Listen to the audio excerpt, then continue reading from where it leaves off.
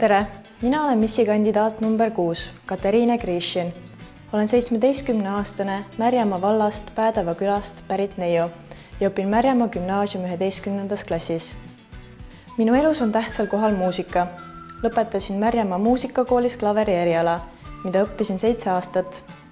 Hetkel tegelen koorilauluga ja õpin ka iseseisvalt ukuleelet. Samuti ei puudu minu elus sport. Tegelen showtantsuga, käin ujumas ning talviti meeldib mulle harrastada lumelauasõitu. Vabal ajal veedan palju aega looduses mõtteid kogudes. Kõige enam meeldib mulle rabas matkata.